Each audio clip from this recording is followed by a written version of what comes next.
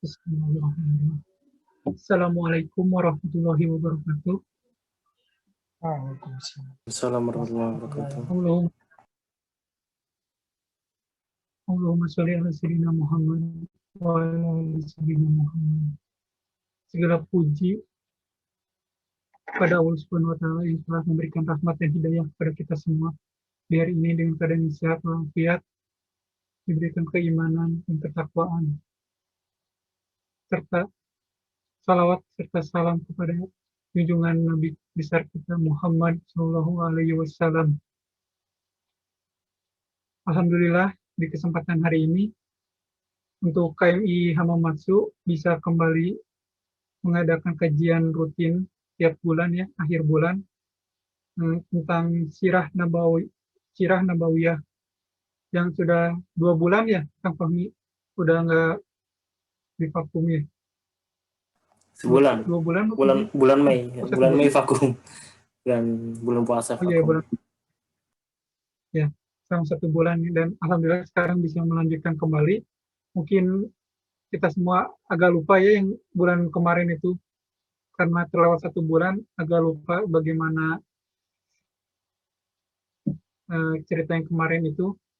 Mungkin bisa nanti sama pemateri Kang Fahmi untuk diulang sedikit dan sebelum melanjutkan gitu. Untuk hari ini bertema tentang perdagangan Quraisy dan Jahiliyah. Sebelum membacakan susunan acara, izinkan saya untuk memperkenalkan diri.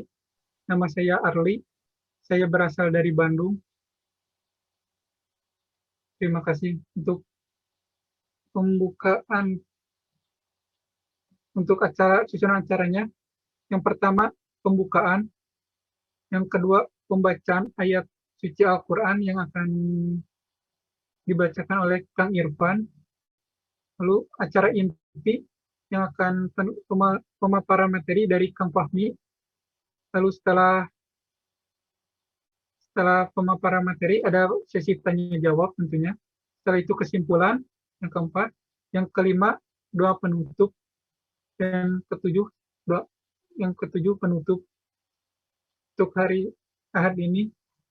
Yang untuk pertama, untuk pembacaan Al-Quran, pembacaan ayat suci Al-Quran, kita persilakan kepada Kang Irfan. Waktu dan tempatnya dipersilakan. Baik. Assalamualaikum warahmatullahi wabarakatuh.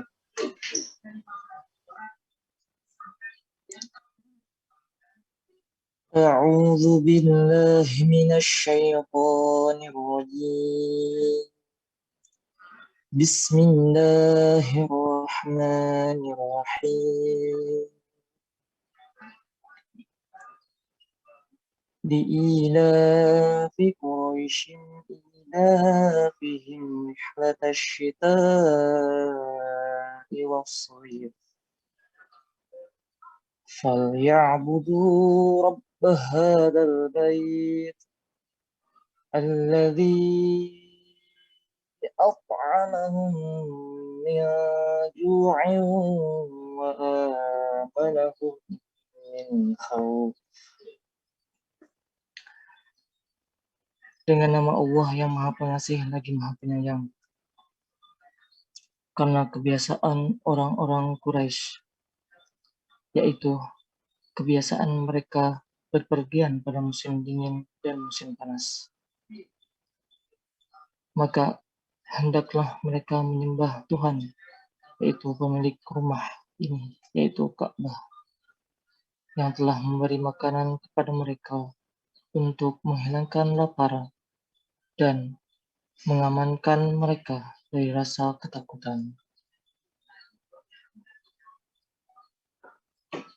Shadaqallahul Azim. Assalamualaikum warahmatullahi wabarakatuh. Waalaikumsalam. Assalamualaikum warahmatullahi wabarakatuh. Terima kasih kepada Kang Irfan untuk pembacaan ayat suci Al-Qurannya. Semoga membaca dan mendengarkannya diberikan hidayah. Terima kasih Kang Ali. Bismillahirrahmanirrahim. Assalamualaikum warahmatullahi wabarakatuh. Waalaikumsalam warahmatullahi Alhamdulillah. Alhamdulillahirabbil alamin. Huwallazi la ilaha illa huwa alimul ghaibi wasyahadati huwar rahmanur rahim. Wallahul ladzi la ilaha illa huwal malikul quddus salamul mu'minul muhaiminul azizul jabbar wal mutakabbir. Subhanallahi amma yusyrikun. Asyhadu an la ilaha illallah wa asyhadu anna Muhammadan abduhu wa rasuluh. Allahumma shalli wa sallim ala nabiyyina Muhammad wa ala alihi wa sahbihi ajma'in. Amma ba'd. Alhamdulillah, puji syukur kehadiran Allah yang pada kesempatan sore hari ini diiringi oleh rintik-rintik hujan gerimis ya, yang insya Allah berkah. Allah izinkan kita untuk bisa berkumpul secara online dalam pemaparan lanjutan seri Sirah Nabawiyah yang udah memasuki pertemuan keempat ya. Salam serta salam curahkan kepada baginda Nabi besar Muhammad SAW dan dengan segenap daya perjuangan beliau dengan para sahabatnya, Islam sampai ke tengah-tengah kita, hadir ke tengah ke dada kita, ke dalam kalbu kita, meresap keimanan itu sehingga kita dapat keluar dari gelapnya jahiliyah. Boleh di share screen Kang Ardi atau Kang Irfan? Baik. Pada kesempatan ya izin share. Pada kesempatan pertemuan keempat ini ya, kita masih belum masuk ke Rasulullah lahir pun belum ya sebenarnya, karena para Rasulullah rahil itu pun masih banyak bahasan yang tidak boleh dilewatkan ya sebenarnya. Jadi kita masih berkutat seputar bagaimana kondisi Arab, kondisi Quraisy, kondisi dunia pada saat itu ya. Setelah pertemuan sebelumnya kita membahas tentang penyerangan Abraha yang bermotifkan politik untuk merebut Mekah dan menghancurkan Mekah dan menjadikan Yaman sebagai pusat ekonomi, pusat politik dan juga sebagai pembuktian kepada Raja Habasyah ya, untuk loyalitas dia terhadap Nasrani kerajaan Nasrani di Ethiopia, maka dia berupaya untuk menghancurkan Ka'bah ya. Itu penjelasan kurang lebih sebelumnya. Dan sebenarnya surat Al-Fil ya, surat 105 itu kan selanjutnya kan surat Quraisy ya, 106 surat Quraisy itu. Nah, ini menurut beberapa ahli tafsir ya benar-benar memang berkesinambungan ya antara tema setelah Al-Quran itu membahas bagaimana pentingnya Ka'bah, bagaimana Ka'bah itu dilindungi, bagaimana mukjizat itu datang ya dari burung-burung yang datang berbondong-bondong sebagai promosi akan lahirnya seorang nabi beberapa bulan kemudian setelah peristiwa itu. Maka setelah Allah memperingati bahwa betapa pentingnya Mekah, maka Allah melanjutkan betapa kekuatan bisa dibilang atau keahlian yang dimiliki oleh masyarakat Mekah itu Quraisy. Karena menarik kalau misalnya kita lihat Quraisy ini suku yang dipuji oleh Allah secara terang-terangan di surat Quraisy ini ya. Allah menyebutkan langsung kelebihan Quraisy itu ya dari sisi perdagangan ini ya. Berbeda dengan kaum-kaum lain gitu yang mungkin tidak disebut kelebihannya di Al-Qur'an. Tapi inilah betapa objektifnya Al-Qur'an ya, ketika memang kaum itu mempunyai sebuah kelebihan, maka itu langsung disebutkan kelebihannya itu. Seperti perkataan Ratu Bilqis kepada saat utusan Hudhud itu datang, burung Hudhud itu datang kan, Bilqis mengatakan bahwa tidak ada negeri yang dimasuki raja kecuali akan hancur. Itu kan sebuah fakta pada saat itu ketika seorang raja itu tidak beriman, maka jika dia memasuki sebuah negeri adalah sebuah kehancuran. Dan itu disebut dalam Al-Quran bahwa perkataan itu ya benar seperti itu gitu. Jadi Al-Quran itu sangat objektif ya. Baik, kita masuk, sebenarnya ada dua pembahasan dalam pertemuan hari ini. Perdagangan Quraisy selalu ada esensi jahiliyah sebenarnya ya. Ini mungkin cukup banyak sebenarnya, kalau di slide ada 22 slide. Mungkin saya percepat nanti pembahasannya. Boleh lanjut, Kang Ardi, Mas Ardi, ya, Kang Irfan. Baik, A'udzubillahi minasyaitonir rajim. Kita semua sudah hafal ya surat Quraisy. Li'ilafi Quraisy yang tadi dibacakan oleh Kang Irfan, karena kebiasaan orang-orang Quraisy, yaitu kebiasaan mereka berpergi pada musim dingin, musim panas. Musim dingin dia pergi ke Yaman, musim dingin dia pergi ke Syam, musim panas dia datang ke Yaman karena lebih teduh. Ntar akan kita jelaskan bagaimana itu bisa terjadi. Falyabudu rabb hadzal bait, maka hendaklah mereka menyembah Tuhan rumah ini, Ka'bah ya. Karena ini disebut Ka'bah ini karena sebelumnya Allah sudah memberikan peringatan kepada kaum muslimin bahwa betapa pentingnya Ka'bah sebagai pusat jazirah Arab. Paling terakhir, alladzi at'amahum min ju'i wa amanahum min khauf, yang telah memberi makanan kepada mereka untuk menghilangkan lapar dan mengamankan mereka dari rasa ketakutan. Boleh next.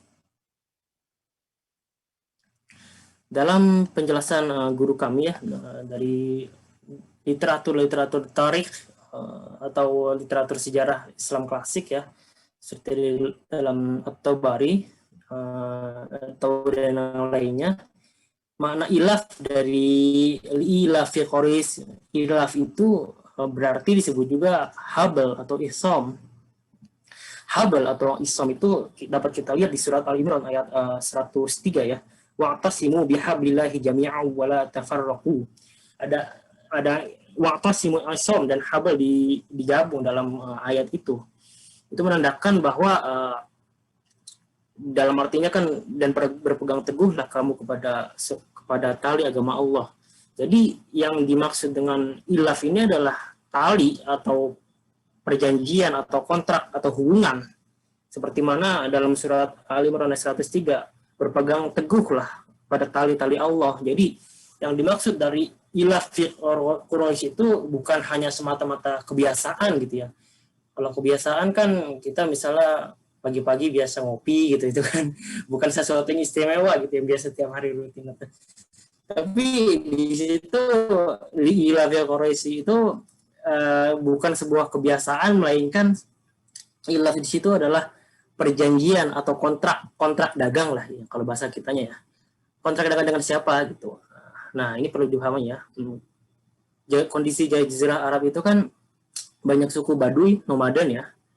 Dan membawa kafilah dagang yang nilai dagangnya itu bisa nyampe ratusan ribu dinar mungkin ya, atau lebih dari itu ya. Itu kan diperlukan keamanan, karena kalau dalam bahasa kita sekarang ya, setiap memasuki wilayah itu kan harus ada royalti dan harus ada jaminan keamanan bahwa tidak ada yang membegal lah istilahnya, merampok. Nah, itu dapat dilakukan oleh Quraisy. Dan siapa yang melakukan pertama kali? Dia adalah Hashim. Siapa Hashim itu? Muhammad bin Abdullah bin Abdul Muthalib bin Hashim. Ini jadi kakeknya Bani Rasulullah. Rasulullah itu dari Bani Hashim ya. Jadi Hashim yang memulai ilaf ya, menurut penjelasan guru kami itu, perjanjian atau kontrak dagang Quraisy ini yang dimulai oleh Hashim. Dia mempunyai perjanjian keamanan dengan suku-suku Arab Baduy selama perjalanan dagang mereka ke Syam atau ke Yaman. Bahkan dengan Syam sekalipun atau dengan Persia sekalipun, mereka mempunyai ilaf ini, mempunyai kontrak dagang ini, mempunyai perjanjian keamanan, sehingga yang disebutkan mereka bisa bebas perjalanan dagang dan ekonominya itu berputar sepanjang tahun. Jadi nggak ada kata berhenti ya. kalau misal dia kan Quraisy ini kan pusat paling lonjakan ekonominya itu kan ketika haji ya. Ketika haji itu kan orang dari seluruh dunia itu kan berkumpul ya di Mekah ya. Itu menjadi tentu keuntungan ekonomi tersendiri bagi Quraisy. Tapi kan setelah itu kan nggak ada yang bisa didapatkan dari Mekah gitu. Makanya mereka berdagang, sedangkan berdagang itu butuh jaminan keamanan dari mana-mananya. Gitu. Nah, hanya Quraisy ini satu-satunya suku di Arab yang mempunyai kontrak dagang dengan suku Baduy dan raja-raja di Syam dan di Yaman. Nah, Quraisy ini kan orang kota ya istilahnya, beda dengan Arab Baduy.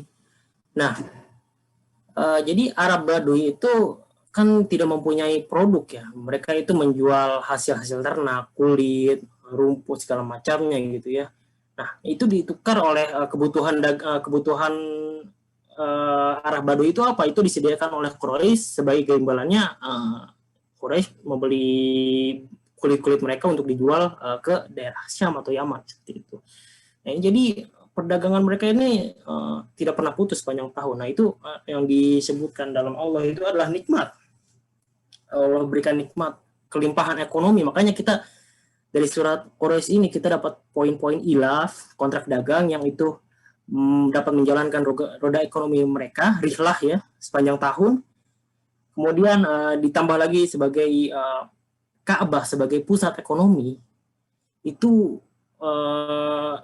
seharusnya mereka bukan pusat ekonomi, maaf, pusat ibadah haji ya, tapi mereka gunakan itu sebagai pusat ekonomi. Jadi agama itu dia jual untuk kepentingan ekonomi itu gitu loh. Maka ini menurut Ibnu Abbas ya, ini adalah ayat teguran bagi Quraisy. Ya.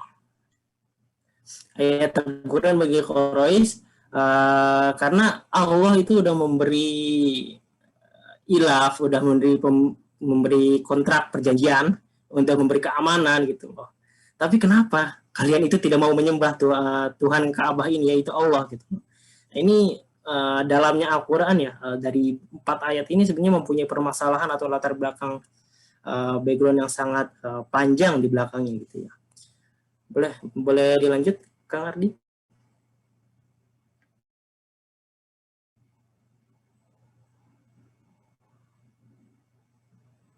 Slide selanjutnya. Mereka mengapa mereka berdagang ya? Tadi ya karena Mekah itu sumber alamnya terbatas gitu.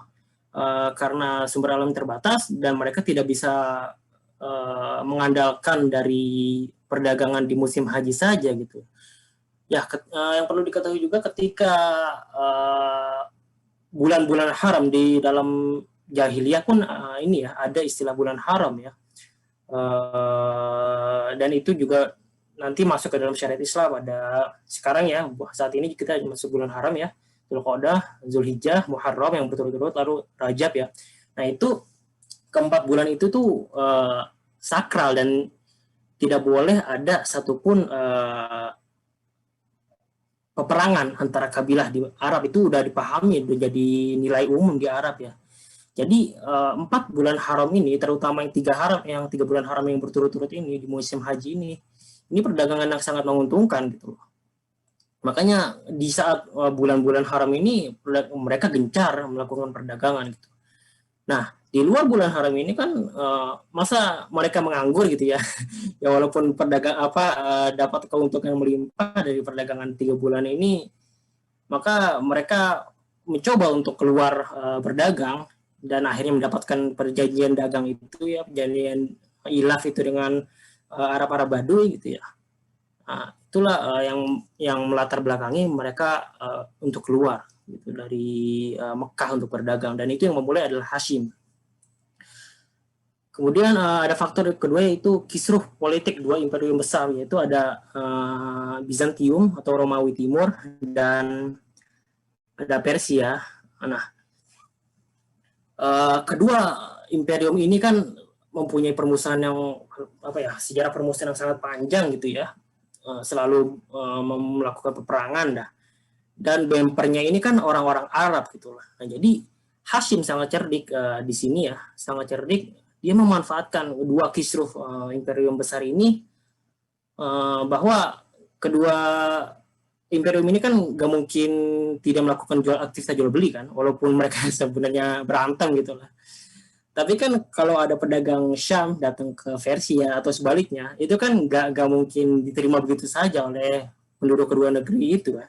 Itu pasti ada anggapan ini pedagang atau mata-mata gitu. Nah, maka di situ harus ada seseorang yang katakanlah non-blok gitu, yang netral antara Persia atau Romawi, tidak berpihak kemanapun, untuk menyatukan tali perekonomian mereka, tali perdagangan mereka antara Persia dan Romawi itu. Nah, disitulah Hashim masuk, disitulah Quraisy masuk ya. Ini makanya hebat sekali ya, apa ya, lobby-lobbynya Hashim ini. Nah, di situ mereka masuk. Makanya kalau misalnya ada dua negara yang bertikai gitu, kita harus bisa masuk dalam perekonomian mereka gitu mungkin ya. Seperti itu ya. Makanya ketika ada di zaman Hashim juga ya, namanya Utsman bin Khuwairits kalau tidak salah. Ketika Utsman bin Khuwairits ini orang Quraisy ini berpihak kepada salah satu imperium yaitu Persia, maka apa yang terjadi? Dia dibunuh oleh Quraisy. Karena kenapa? Itu sangat riskan, sangat berbahaya ya, karena itu akan dianggap Quraisy itu lebih berat kepada Persia sehingga dia tidak dapat melakukan perdagangan ke Syam seperti itu.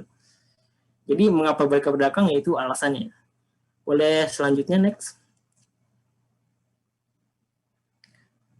Nah, ini peta pasar di Jazirah Arab ya, yang saya dapatkan dari guru kami ya. Ini juga ada di buku Sirah Nabawiyah karya Abu Hasan Ali Ad-Nadwi ya. Di situ juga ada. Nah, di sini ada versi apa namanya, soft file-nya.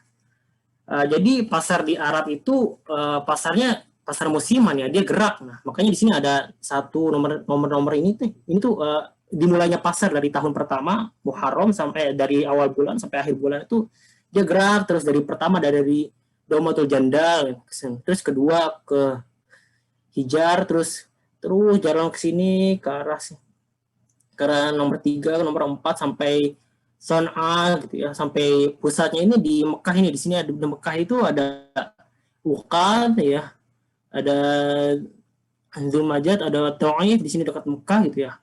Nah, ini adalah pusat pasar-pasar yang sangat ramai di bulan haji ya. Nah, kemudian ke atasnya ini jalur dagang Quraisy ini, kalau ke bawah ya ke San'a ya, ke Yaman. Kalau ke atas dia sampai ke ada ke Bustroh, ada ke Gaza di sini ya. Di sini ini Gaza ya sekarang. Dulu kan terkenal dia pelabuhan dagang yang sangat sibuk ya. Jadi dari barang dari pelabuhan Gaza ini kan di atasnya itu udah Laut Mediterania ya. Laut Mediterania itu kan laut yang berbatasan langsung dengan Eropa ya. Maka dari dulu sampai sekarang itu laut yang sangat panas ya dikatakan ya, karena dari sini barang langsung masuk naik ke arah Eropa gitu. Makanya ketika zaman kolonialisme itu kan di sini kan daerah perbatasan Syam dan Mesir itu kan dibuat terusan Suez. Ya, tujuannya untuk kolonialisme sih gitu. Itu untuk memotong kos motong ongkos biar gak jauh-jauh muter ke Afrika untuk kapal-kapal dagang dari atas itu, dari Eropa, dari Spanyol ya, dari Itali, dari Sisilia gitu, langsung masuk sini gitu. Nah, ini makanya jalur-jalur perdagangan Quraisy ini benar-benar strategis gitu. Boleh next. Oh, sudah jahil ya. Oke, sebentar saya balik lagi ke petanya, boleh. Nah, efek perdagangan Quraisy. Efek perdagangan Quraisy ya. Jadi jalur Quraisy itu mendominasi jalur dagang yang menghubungkan pasar-pasar besar. Kabilah lain mempunyai hubungan dagang yang kuat dengan Syam. Jadi berbeda, maksudnya salah ketik ini ya. Maksudnya Quraisy ini berbeda dengan kabilah-kabilah lain. Nah, Quraisy juga menjadi agen besar yang memutar barang dagangan dari berbagai pelosok dunia. Jadi seperti yang tadi kita lihat di ini ya, di peta ya. Barang boleh kembali ke peta, maaf Kang Ardi.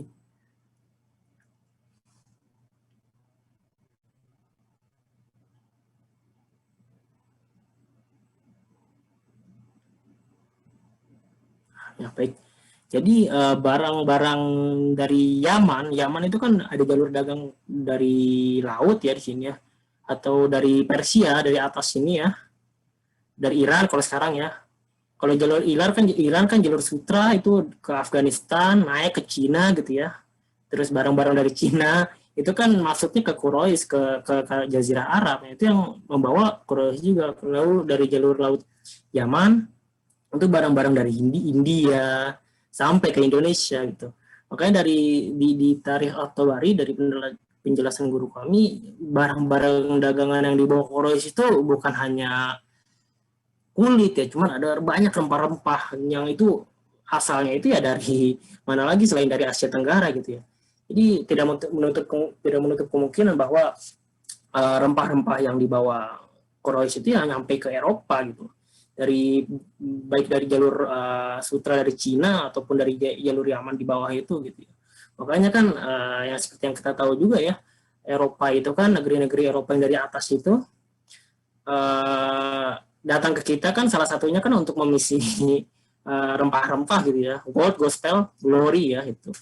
Nah, karena mereka tahu sumber-sumber rempah itu yang dibawa oleh Jazirah Arab, yang dibawa oleh pedagang-pedagang Arab itu pasti ada sumbernya di negeri timur, yaitu ya sampai ke Indonesia. Jadi seperti itu perdagangan Quraisy, dan perdagangan Quraisy ini pesat dan tumbuh ekonominya cepat itu di 2 generasi sebelum Rasulullah rahil ya. Jadi 2 generasi sebelum Rasulullah rahil itu maka muncullah kalangan elit-elit, kalangan saudagar gitu ya, yang nanti akan menjadi pembesar, yang itu akan menjadi musuh utama Rasulullah di zaman Rasulullah berdakwah nanti, keturunan-keturunan mereka ya. Ya seperti dari bapaknya Abu Jahal atau dari Bani Umayyah segala macam ya, Bani Makhzum gitu ya. Itu munculnya itu elit-elit politik, elit-elit ekonomi itu di zaman ini, di zaman Hashim ini, ketika Hashim berhasil membuka jalur dagang Quraisy yang dapat menyalurkan barang dagangan ke Eropa ataupun ke Persia. Seperti itu. Seperti itu mungkin gambaran mengenai perdagangan Quraisy. Boleh next.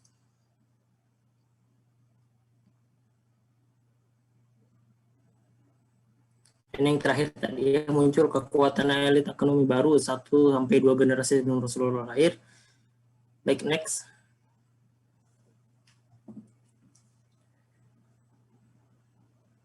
Selanjutnya kita masuk ke tema jahiliyah ya.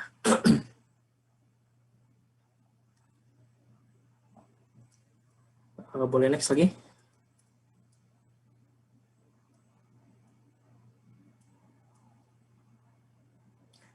Jahiliyah ya. Jadi jahiliyah adalah istilah yang diberikan Al-Quran terhadap kondisi masyarakat sebelum Islam. Jadi jahiliyah adalah kondisi masyarakat yang tidak berbasis pada ilmu atau petunjuk Allah dalam segala bidang kehidupan gitu ya. Jadi seperti yang kita pernah dengar ya, ada hadis Rasulullah, boleh next, bahwa Allah itu memandang penghuni bumi itu dalam keadaan murka kepada mereka semua, baik bangsa Arab maupun bangsa non-Arab, kecuali sisa ahlul kitab, karena masa sebelum Rasulullah itu lahir itu ya seluruh bumi ya, jadi secara universal bumi itu kosong atau nihil dari petunjuk Allah, dari risalah Allah gitu ya. Jadi jahiliyah itu kebodohan, bukan berarti kebodohan tidak bisa berbaik, tidak bisa berhitung, tidak bisa menulis. Buktinya mereka itu membangun bangunan sangat megah ya di Persia, di Romawi, di Yunani kuno. Lalu perdagangan mereka luar biasa gitu ya. Terus ilmu-ilmu filsafat juga berkembang di Yunani pada saat itu gitu ya. Tapi yang dimaksud jahiliyah bukan kebodohan itu ya, tapi kebodohan ketika mereka hidup tanpa risalah atau petunjuk Allah ya. Nah, ini berbeda sekali ketika kita melihat bagaimana Rasulullah atau para sahabatnya itu menggunakan Al-Quran sebagai basis atau petunjuk kehidupan.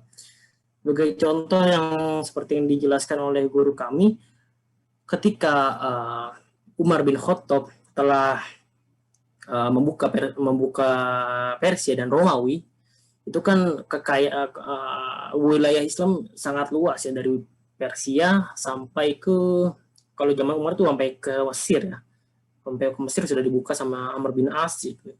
Nah itu kan di wilayah seluas itu tentu ya di zaman Rasulullah belum sampai seluas itu, dan itu tentu memunculkan berbagai macam masalah, terutama masalah bagaimana mengelola tanah ya, tanah yang didapati oleh kaum muslim, karena tanah itu harus dikelola gitu ya, bagaimanapun juga tidak boleh dianggurkan gitu. Itu tidak boleh dalam Islam. Bagaimana mengelola tanah, terus mengelola negara yang segitu besarnya gitu ya. Maka Umar bin Khattab dengan kefahamannya ya, dengan ilmunya yang sangat mendalam itu mendapatkan apa ya, petunjuk, udah ada petunjuk yang maksudnya Al-Quran gitu, tapi mendapatkan ini mendapatkan apa ya, insight baru ya, seolah-olah ya, dari surat Al-Hasyr ya, a'udzubillahi minasyaitonirrajim, ma afa'allahu ala rasulihi minhum fama awjaftum alaihi min khayli wala rikab walakin Allah yusallitu rusulahu ala may yasha wallahu ala kulli syai'in qadir, ayat 6 sampai ayat ke-11 itu ya. Wa ma afa'allahu ala rasulihi min ahli al-qura falillahi walil rasul lidhil qurba wal yatama wal masakin wa ibnis sabil wa kay la yakuna dulatan bainal aghniya'i minkum. Terus sampai ke ayat 11, bahwa di situ disebutkan kekayaan atau fai. Jadi Umar bin Khattab itu menggunakan konsep fai dalam mengatur wilayah seluas itu ya, yang nantinya bahwa seluruh harta yang didapatkan oleh kaum muslimin ketika membuka wilayah itu dikelola oleh negara gitu loh, dan hasilnya dimanfaatkan untuk memakmurkan rakyat dan bahkan untuk dipikirkan untuk generasi setelahnya gitu. Jadi generasi setelahnya itu udah ada cadangan kekayaan dari negara ya. Jadi dalam bahasa kitanya sekarang, Umar bin Khattab itu ya membuka BUMN ya, Badan Usaha Milik Negara gitu ya, yang dikelola, yang surplusnya itu sangat luar biasa melimpah ya. Satu orang, satu kepala itu bisa mencapai per tahun itu bisa ratusan juta dapat tunjangan, dan itu juga udah ada ya untuk bekal untuk generasi selanjutnya gitu ya. Kan berbeda dengan kita saat ini. Justru kita saat ini diwarisi hutang yang ribuan triliun ya. Nah ini kita padahal udah ada Al-Quran ya di kita saat ini, Al-Qurannya sama gitu ya. Ya butuh ahli-ahli Al-Quran untuk mengambil ibroh-ibroh untuk menjadikan Al-Quran itu sebagai petunjuk, bukan hanya sebuah bacaan. Nah itu kan tidak ada atau tidak didapati oleh masyarakat jahiliyah ketika mereka nihil atau tidak mempunyai petunjuk dari risalah Allah gitu ya. Baik, nah ini juga perkataan Umar yang menarik. Jejaring kekuatan Islam akan terurai satu persatu jika ada generasi muslim yang tumbuh tanpa mengenal jahiliyah. Ini dikatakan Umar ketika wilayah Islam itu benar-benar sedang tadi seperti yang saya sebutkan, jaya ya, lagi jaya-jayanya seperti itu. Justru Umar memperingatkan masyarakatnya dengan perkataan seperti ini, bahwa bagaimana kita dapat terhindar dari jahiliyah jika kita tidak mengenal jahiliyah gitu. Jadi penting kita mengetahui apa itu jahiliyah. Jahiliyah bukan hanya sekedar menyembah berhala, bahwa seperti yang dikatakan di kalimat selanjutnya yang saya tulis, itu dari kata-kata cendekiawan Muslim ya, dari Malik bin Nabi, merupakan sunatullah yang berlaku pada makhluk ciptaannya, bahwa ketika pemikiran tenggelam maka akan muncul berhala atau berhalaisme. Jadi berhala itu ya bukan hanya patung yang disembah, melainkan nanti akan kita jelaskan selanjutnya berhala-berhala zaman sekarang. Boleh dilanjut? Apa sih yang menyebabkan ya masyarakat bumi ya, penduduk bumi itu kehilangan petunjuk ya. Salah satunya adalah ini adalah masa fatrah ya. Masa fatrah adalah masa kekosongan kenabian antara Nabi Isa sampai Nabi Muhammad itu kan kurang lebih 500 sampai 600 tahun jaraknya. Jadi di masa itu benar-benar kosong, nggak ada nabi sama sekali. Sedangkan nanti yang akan dijelaskan selanjutnya bahwa agama atau risalah yang dibawa oleh Nabi Isa yaitu tauhid ya, Islam ya, itu juga banyak diselewengkan, banyak terjadi penyelewengan hingga Injil itu tidak lagi murni ya. Sebenarnya petunjuk Allah yang terdekat dengan masa Islam adalah Taurat dan Injil, dan itu udah terdistorsi semua gitu. Jadi masa jahiliyah merupakan masa krisis puncak manusia di segala aspek, sehingga manusia seluruhnya masuk ke gerbang bunuh diri menurut Hasan Ali An-Nadwi ya. Di manusia itu benar-benar dalam kisruh kekacauan yang sangat luar biasa ya. Dan seakan-akan udah dalam masuk ke gerbang bunuh diri gitu ya. Boleh dilanjut?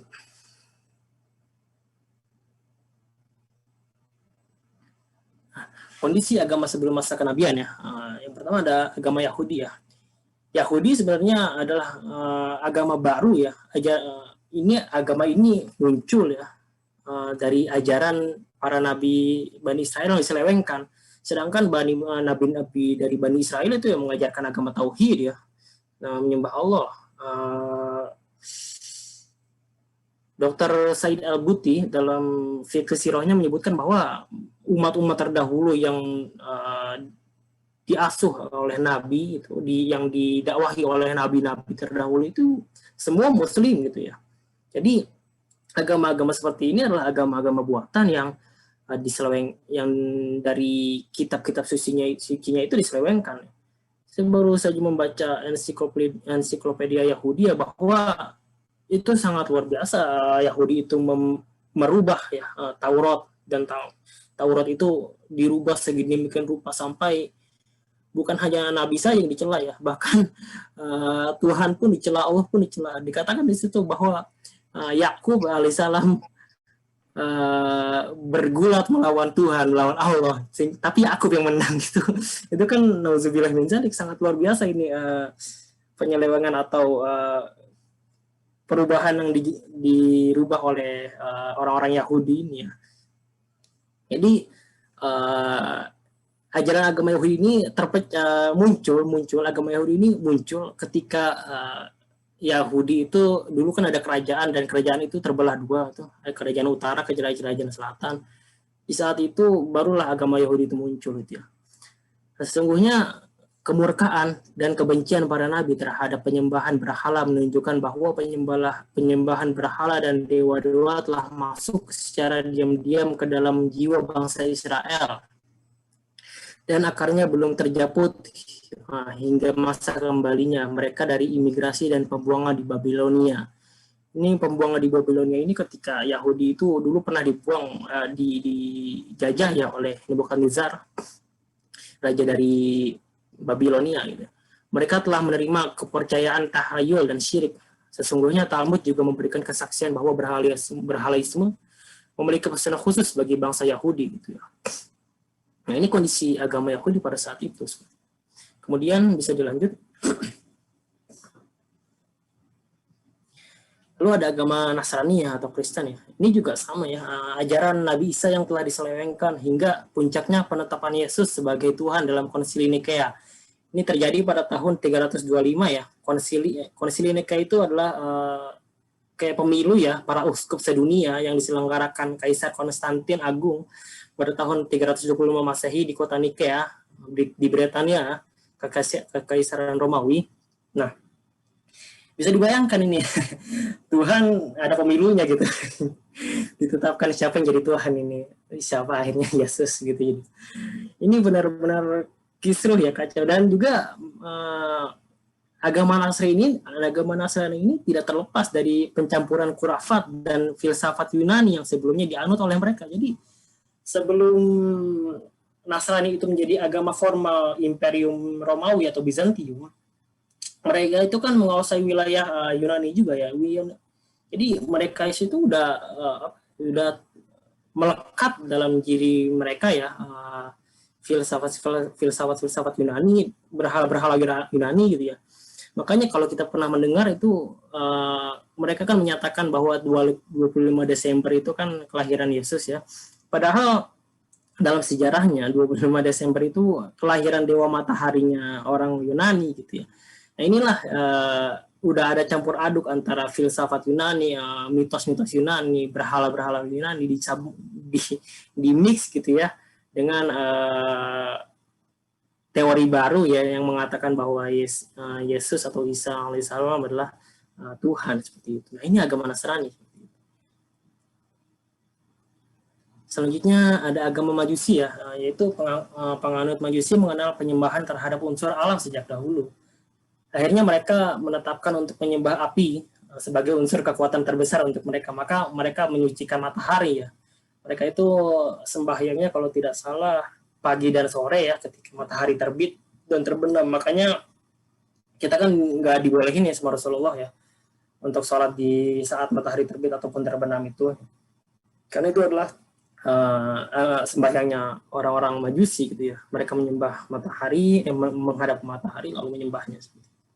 Lalu ada agama Buddha ya. Agama Buddha juga ini tersebar di Asia Tengah dan India dan telah menjadi berhalaisme juga ya. Selanjutnya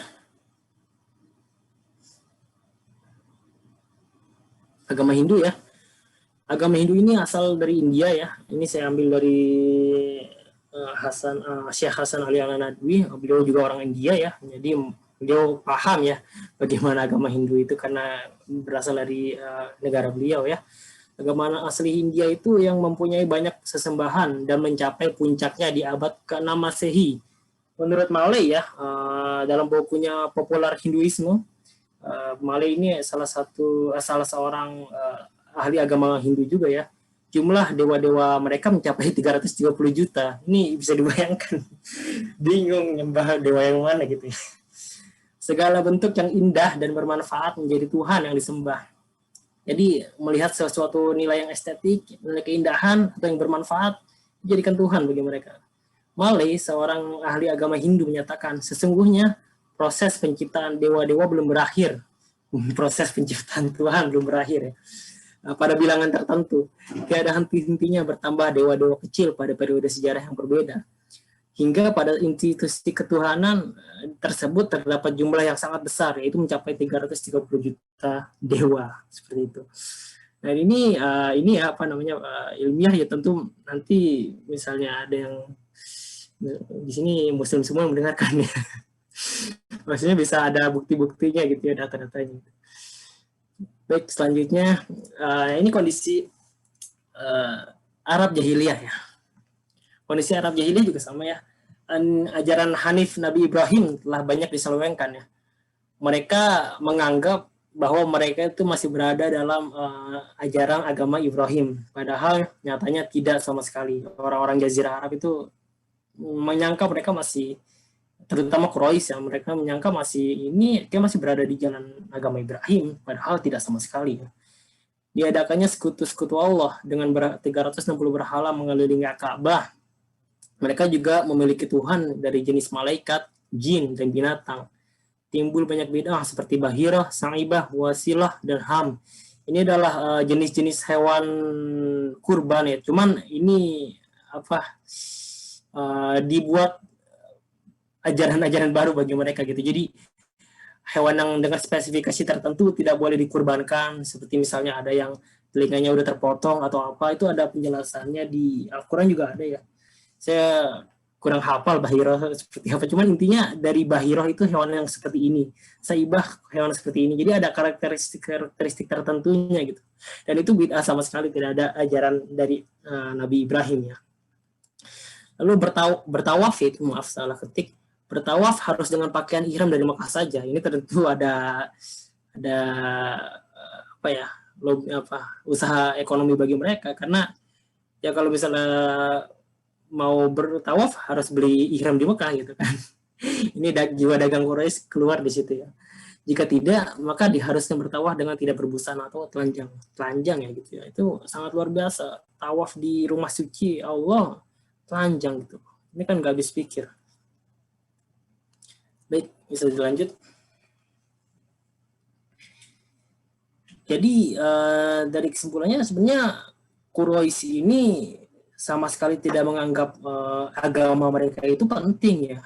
Tidak menganggap bahwa ajaran Hanifiyah, ajaran Nabi Ibrahim yang mereka percaya, mereka masih mengikutinya itu mereka anggap penting. Sebenarnya enggak sama sekali. Karena justru kesakralan atau kesucian agama itu mereka tundai dengan kepentingan ekonomi mereka gitu. Nah, terlihat jelas ya ketika surat Al-Kafirun itu turun kan, itu kan terjadi dialog sebelumnya kan, sebelum surat Al-Kafirun itu turun, bahwa terjadi negosiasi dari Quraisy. Gimana Rasulullah, gimana Muhammad kalau kamu menyembah Tuhan kami, habis itu kami menyembah Tuhan kamu gitu ganti-gantian. Ini kan menandakan kalau mereka menganggap agama mereka gak penting sama sekali gitu. Mereka gak menganggap agama itu penting. Jadi kalau yang kita anggap bahwa mereka itu soleh dalam tanda kutip ya, soleh menyembah berhala, sebenarnya enggak sama sekali gitu. Karena berhala-berhala itu sebenarnya ditaruh di Mekah hanya untuk menarik orang-orang dari luar yang sudah mempunyai pemahaman terhadap berhalaisme itu untuk datang ke Mekah gitu kan. Itu juga untuk menarik orang-orang dari Syam untuk masuk ke Mekah, karena Syam sebenarnya berhalaisme itu udah ada di Syam sebelum ada di Arab gitu ya. Seperti yang pernah kita bahas sebelumnya, bahwa orang berhala di Arab, di Mekah itu kan pertama kali dibawa itu oleh, jadi saya lupa siapa namanya. Astagfirullahaladzim. Mungkin ada yang bisa mengingatkan dari seseorang, ada yang bisa mengingatkan. Siapa ya dari yang membawa berhala itu?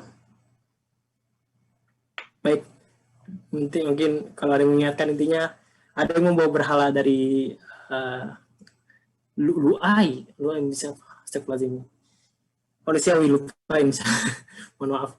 Intinya ada yang membawa ya dari Syam ke Mekah gitu, seperti itu. Di zaman beberapa generasi setelah Nabi Ismail. Lalu kondisi negeri dan bangsa Arab, negeri dan bangsa pada abad 6 Masehi ya, secara keseluruhan di bumi ya. Sebenarnya banyak ya yang selain disebutkan di sini, ada peradaban banyak ya. Cuman saya ringkas saja. Yang pertama itu adalah ada Imperium Romawi Timur ya, yaitu Bizantium. Yang saya sebutkan tadi menganut agama formalnya itu ya Nasrani ya. Bahwa Imperium Romawi Timur itu mengalami kekacauan di abad ke-6 Masehi, baik secara ekonomi, politik, sosial, pajak semakin berlipat ganda. Terjadi kekacauan dan pemberontakan seperti pada tahun 532 Masehi, pada masa pemerintahan Justin pertama, yang menewaskan 330.000 jiwa di Konstantin, di ibu kota mereka di Turki saat ini ya. Jadi terjadi pertentangan yang mengerikan dalam kondisi kehidupan di Bizantium. Kecenderungan keagamaan telah berakar kuat dalam pemikiran mereka ya. Kerahiban telah merata di seluruh luar negeri. Jadi Romawi itu yang berkuasa itu kan gereja ya, rahib-rahib mereka ya. Cuman kehidupan mereka itu seolah-olah mereka berwatak seperti aliran kebatinan, tapi di sisi lain mereka hidup sangat hedon ya, sangat hedonisme, sangat foya-foya, mengumpulkan materi, berpesta segala macamnya seperti itu. Kemudian ada Imperium Sasan ya, atau boleh tadi selanjutnya.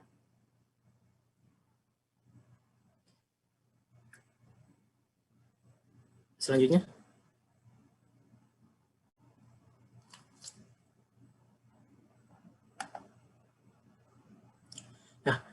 Ada Imperium Sasan atau Persia ya, atau ya Persia.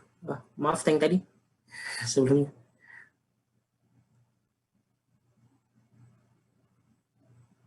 Kak Irfan.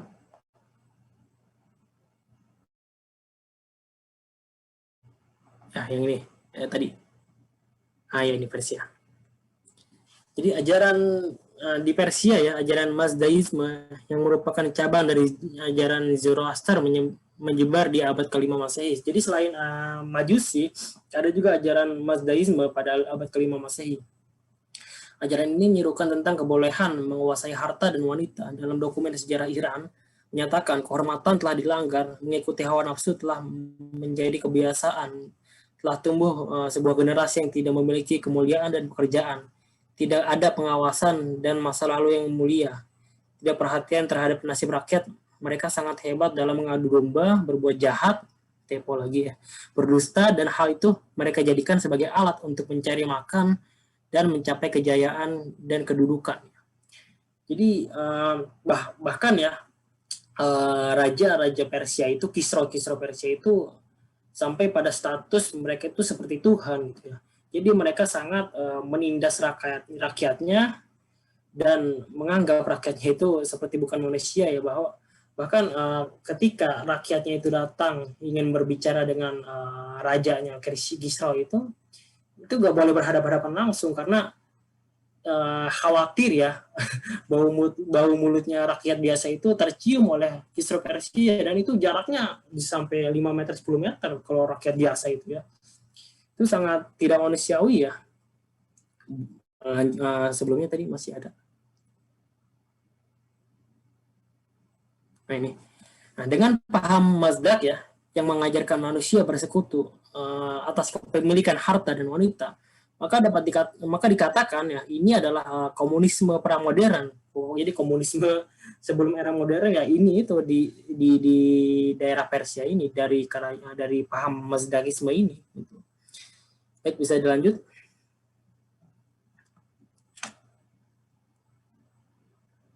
Next. Ya, Eropa. Ini Eropa yang saya maksud adalah tadi kan Imperium Romawi Timur itu meliputi Syam, Mesir, Yunani ya, Turki, lalu Mediterania ya, sampai Yunani ya. Nah, Eropa yang saya maksud di sini adalah dari Spanyol, dari Prancis, Jerman, Inggris dan sekitarnya ya. Nah, Eropa hidup dalam kebodohan dan peperangan berdarah. Mereka jauh dari peradaban manusia, ilmu pengetahuan, dan sistem pergaulan. Mereka jauh dari kehidupan bersih. Para rahib bersikap melampaui batas dan menyiksa manusia secara berlebihan.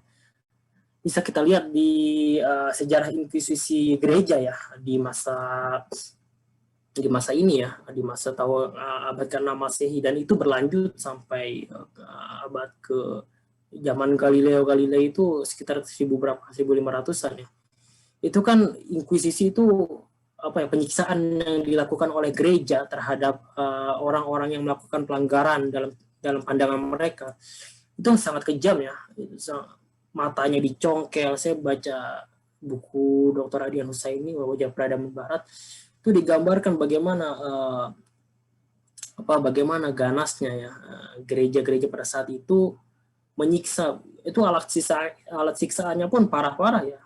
Ada yang dikuliti, ada yang jadi bukan dibunuh secara langsung, tapi disiksa dulu. Itu makanya mereka itu, orang-orang Eropa itu mempunyai trauma sejarah terhadap agama ya, karena agama mereka itu, perkataan rahib adalah perkataan Tuhan. Itu kan yang dipercaya oleh mereka pada zaman dulu. Agama mereka itu mekang, bahkan menyiksa gitu ya. Juga terhadap kaum wanita ya, mereka selalu mendiskusikan bahwa wanita itu apakah termasuk kategori hewan atau manusia.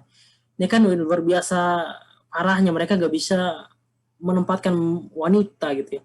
Wanita itu memiliki ruh atau tidak, wanita berhak melakukan berjual beli atau tidak. Bahkan ada yang ekstrim juga, wanita ketika dari kalangan Yahudi ya, wanita itu ketika lagi datang bulan itu tidak boleh didekati karena sedang didekati setan. Menurut mereka seperti itu.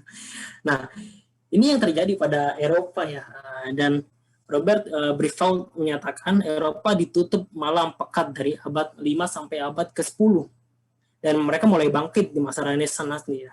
Nah, negara-negara besar tempat tumbuhnya peradaban tersebut dan mencapai puncaknya pada masa lalu seperti Italia dan Prancis telah menjadi seekor hewan buas yang menghancurkan apapun.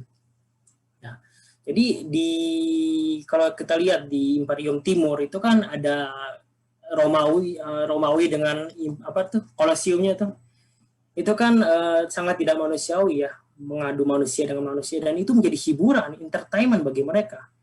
Sedangkan di Eropa Barat mereka hidup dengan kebodohan, bahkan menurut sejarahnya sepatu hak itu kan sebenarnya karena di London itu dulu di jalan-jalanan itu dipenuhi oleh kotoran manusia, karena mereka nggak tahu, sampai cara buang hajat pun tidak tahu bagaimana harusnya gitu. Jadi sepatu tinggi itu untuk menghindari kotoran-kotoran itu. Maka sekarang ada yang bangga dengan pakai sepatu tinggi gitu. Nah, jadi seperti itu. Jadi mereka mempunyai trauma ya terhadap sejarah mereka. Akhirnya sampai ada kan kita tahu kisah Galileo itu yang mereka juga anti terhadap ilmu pengetahuan. Jadi ketika Galileo menemukan sebuah teori bahwa pusat tata surya itu bukan bumi melainkan matahari, itu ditentangkan oleh gereja gitu kan. Itu tidak boleh dilakukan, bukunya Galileo pun tidak boleh diberedar gitu, karena menurut mereka itu bertentangan dengan ajaran gereja, ajaran agama mereka gitu. Mereka menentang ilmu pengetahuan gitu. Makanya mereka sangat trauma dengan ajaran agama mereka sendiri. Maka mereka mulai bangkit di masa Renaissance atau artinya Renaissance itu atau bahasa Prancisnya Renaissance ya, berawal di Prancis, atau artinya kelahiran kembali, yang dimulai dari gerakan para filsuf ya, para pemikir dulu untuk melepaskan belenggu dari gereja, dari kehidupan agama. Dan dari sinilah akan lahir sekularisme nanti yang sekarang ini telah menjadi agama baru ya. Di abad sekarang ini, di zaman kita ini kan sejarahnya dari mereka menganggap lepas dari agama itu mereka bisa maju. Padahal sebelum mereka masuk ke masa Renaissance atau masa kelahiran kembali itu, mereka kan belajar dari Muslim di Andalusia untuk dari segi teknologi ya. Dan itu mereka buang sifat-sifat sifat-sifat religiusnya itu dari ilmu pengetahuan. Jadi mereka sekuler sepenuhnya itu ya dari trauma mereka terhadap doktrin-doktrin agama mereka di masa lalu seperti ini. Bisa dirujuk mungkin nanti ada tentang parahnya ya Eropa seperti apa gitu, sangat menarik sebenarnya. Sehingga muncul sekularisme ini ya jadi berhala baru di zaman sekarang itu. Jadi sekularisme itu seperti kalau kata Dr. Indonesia ini seperti sebuah agama baru sekarang ini gitu. Jadi menurut itu juga sejalan dengan penjelasan Dr. Hasan Ali An-Nadwi ya, bahwa zaman sekarang ini agama itu sudah dianggap tidak penting. Jadi masyarakat dunia ini dibawa ke arah nilai yang tidak mementingkan agama gitu. Dari hasil riset yang pernah saya dengar di beberapa negara di dunia, termasuk Jepang, ya, termasuk negara-negara Eropa, jika disurvei seberapa penting agama bagi mereka, itu tidak ada yang nyampe belasan persen ya. 10% ke bawah mereka menganggap, itu belasan persen pun masih untung mereka menganggap agama itu penting. Karena mereka sudah termakan doktrin dari Eropa bahwa agama itu hanyalah sebuah ajaran yang tidak dapat mengembangkan kehidupan sekarang gitu. Nah, ini berbeda dengan Islam. Wah, ini banyak di sini ya sepertinya. Next.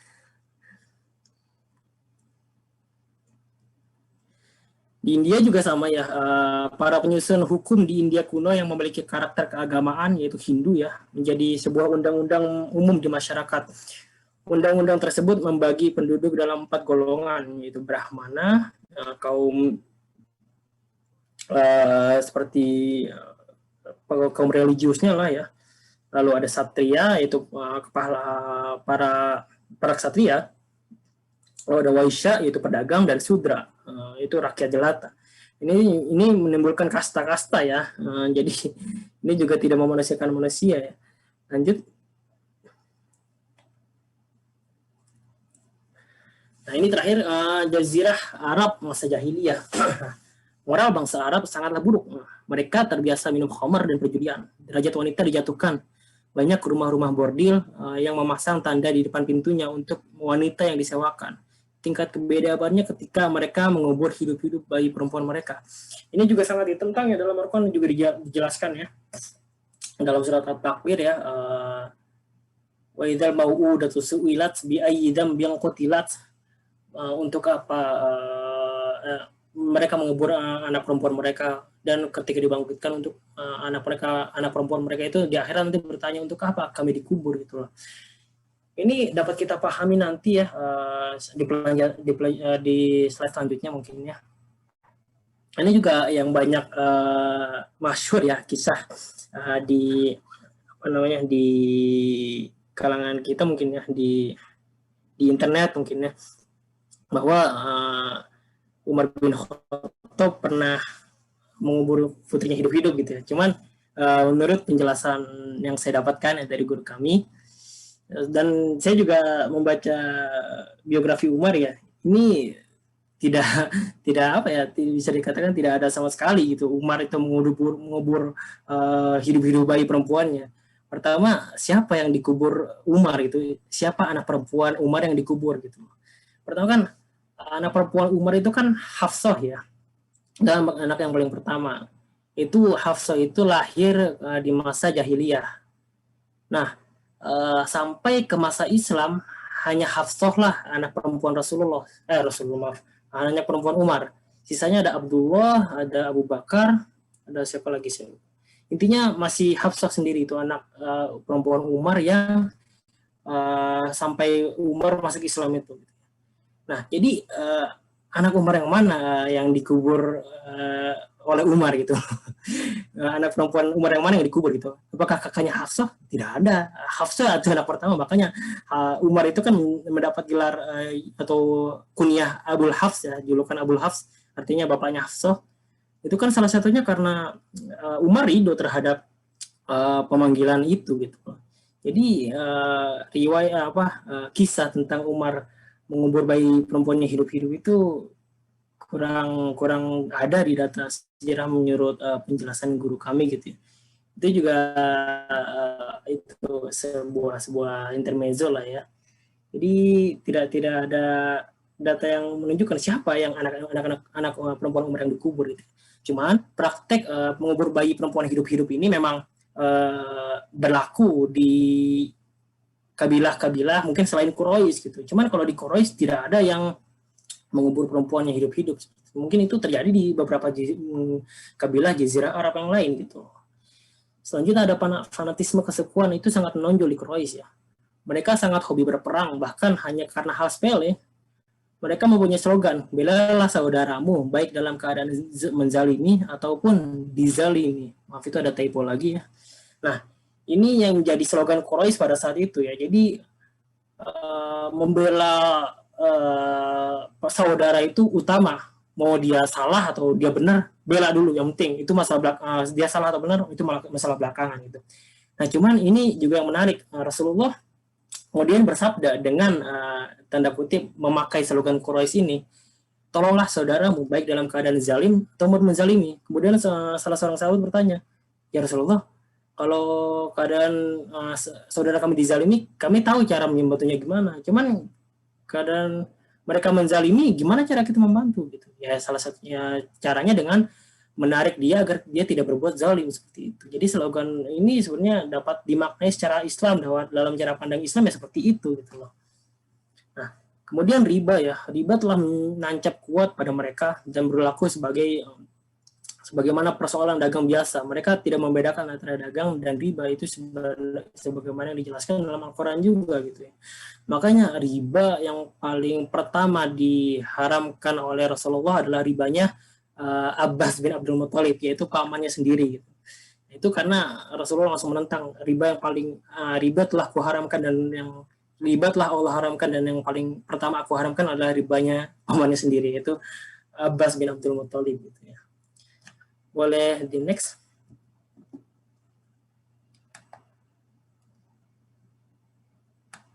Baik. Nah, jadi Kalau kita simpulkan dari nilai-nilai jahiliyah ya, dari paradigma jahiliyah ya, pertama mereka itu bersifat materialistik ya, dari Imperium Romawi, kemudian Kisra, kemudian di India, di Eropa ya, di segala macamnya. Mereka itu sangat ya mementingkan materi. Makanya ketika di zaman Nabi Musa sekalipun ya, ketika Bani Israel itu selamat dari Firaun, padahal mereka telah melihat mukjizat Musa yang dibelah lautan oleh Musa dengan izin Allah, mereka tidak puas ketika mereka tidak dapat melihat Tuhan mereka gitu. Makanya mereka meminta Musa untuk membuat anak sapi gitu loh, patung anak sapi untuk disembah.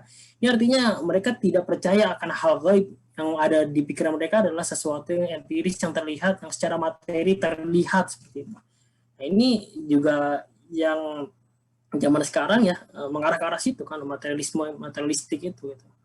Kemudian nilai-nilai jahiliyah itu ada mitologi ya, itu kental di kalangan Persia dan Romawi. Romawi itu terpengaruh oleh mitologi Yunani, dewa-dewa Yunani yang dicampur adukan dengan ajaran Nabi Isa alaihissalam. Kemudian ada asobiyah atau fanatisme kesukuan, ini juga yang dihilangkan oleh Rasulullah gitu. Maka Rasulullah sangat melarang ketika ada percikan jahiliyah yang muncul ketika pulang dari perang Tabuk ya. Saat salah satu pembantunya Umar itu merasa tersenggol ya oleh kaum dari sahabat dari Ansor ya. Kemudian mereka langsung manggil, wahai sahabat Muhajirin, ini orang Ansor begini. Nah, orang Ansor diterima, wahai orang Ansor, ini begini gitu. Orang Muhajirin begini nih gitu. Nah, di situ Rasulullah sangat mengecam, apakah kalian masih menyerukan fanatisme jahiliyah, fanatisme kesukuan, fanatisme golongan dalam bahasa sekarang ya. Sedangkan di tengah-tengah kalian masih ada aku gitu. Di fanatisme jahiliyah ini kan salah satu masalah kita juga mungkin saat ini ya. Ketika kita menganggap kita ini berkelompok, lalu kelompok kita lebih baik atau dari kelompok lain. Atau ada kelompok lain menganggap kelompok mereka lebih baik, surga milik mereka, yang semuanya masuk neraka gitu loh. Itu mungkin gimana ya, fanatisme jahiliyah. Lalu ada kehormatan ya, atau karam atau popularitas ya. Nah, ini juga paradigma yang dirubah oleh Allah Subhanahu wa taala ya dalam surat Al-Hujurat ayat 13, bahwa ketika masyarakat jahiliyah Quraisy itu sangat mengutamakan kehormatan, sangat menginginkan kehormatan, popularitas itu sangat yang dijunjung tinggi nilai-nilai oleh orang-orang Quraisy gitu ya. Maka bagaimana cara mencapai kehormatan itu? Salah satunya adalah dengan menjadi kaya gitu loh. Makanya ketika anak perempuan itu lahir gitu ya, anak perempuan dianggap lemah karena masyarakat Arab umumnya pedagang dan dianggap perempuan itu tidak dapat melakukan perjalanan dagang, karena perjalanan dagang kita tahu tadi ya sangat apa ya, riskan dilakukan oleh perempuan melalui padang pasir, belum lagi kalau ada begal dari segala macam suku Baduy gitu ya. Wah, ketika lahir anak perempuan, mereka menganggap wah ini ekonomi keluarga kita ke depannya nggak bakal benar nih. Kalau kita semakin miskin, kita tidak akan menjadi orang yang mempunyai karam, mempunyai kemuliaan gitu loh. Nah, itu semua yang memotivasi para pedagang Quraisy untuk mendapatkan karam. Makanya seperti Abu Jahal, Abu Sofyan itu kan orang-orang yang memang mempunyai kedudukan tinggi di Quraisy karena mereka pedagang, mereka saudagar kaya gitu. Tapi Islam datang merubah paradigma itu dengan surat Al-Hujurat ayat 13.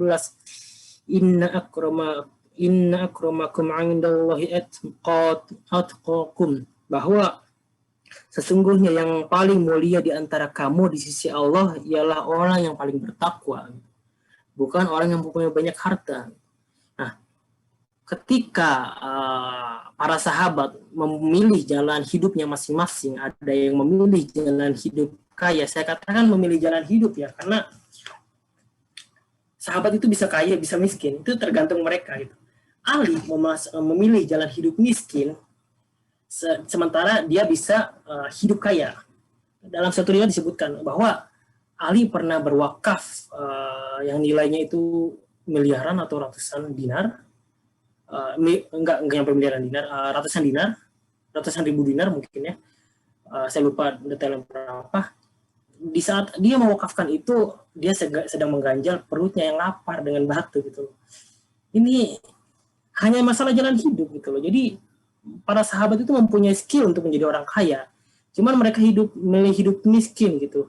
Dan itu fair, itu sah gitu loh. Itu diterima gitu oleh Allah. Dan begitu juga ada sahabat yang memilih jalan hidup kaya seperti Abdurrahman bin Auf atau siapa lagi? Anas bin Malik juga di akhir hayatnya sangat kaya ya. Beliau tinggal di istana, anaknya ada ratusan, tapi itu tidak membuat mereka itu hina gitu. Yang membuat mereka itu mempunyai karam atau kemuliaan itu ya itu takwa tadi gitu. Nah, ini juga suatu permasalahan menurut saya ya, di zaman sekarang juga ya, bahwa orang itu dianggap mulia karena mereka mempunyai materi yang banyak gitu.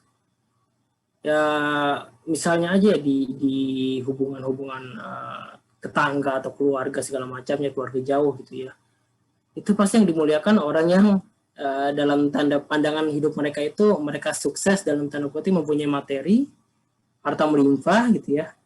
Walaupun itu sah, cuman bukan itu tolak ukurnya gitu, bukan itu tolak ukur untuk menjadikan seseorang itu mulia atau tidaknya gitu loh. Nah, itu yang terjadi pada masyarakat jahiliyah, makanya mereka sampai berani mengubur bayi perempuan mereka hidup-hidup gitu. Nah, yang terakhir udah 15 menit lagi. Yang terakhir yaitu ada al-mala. Nah, al-mala ini menarik. Al-mala ini disebutkan adalah elit yang menentang ajaran para nabi. Jadi ajaran para nabi itu di Al-Quran selalu disebut dengan orang yang menentang ajaran Nabi itu dalam Al-Quran selalu disebut dengan al-mala. Baik itu Fir'aun dan para pengikutnya, Fir'aun, Haman, lalu ada Fir'aun, Haman, terus Qarun ya, pendananya gitu ya. Lalu sebelum mereka juga ada kaum Nabi lain, kaum Nabi Hud, kaum Nabi Soleh gitu ya. Itu yang menentang mereka, kaum Nabi Nuh, yang menentang mereka itu disebutnya al-mala atau elit tokoh di masyarakat itu. Yang al-mala itu merupakan orang-orang yang mempunyai kehormatan dalam cara pandang mereka, yaitu yang mempunyai harta yang melimpah, mempunyai anak yang banyak. Ini juga disinggung dalam Al-Quran ya, seperti ketika Al-Quran menggambarkan ayahnya Khalid bin Walid bin Mughirah dalam surat Al-Mudaththir.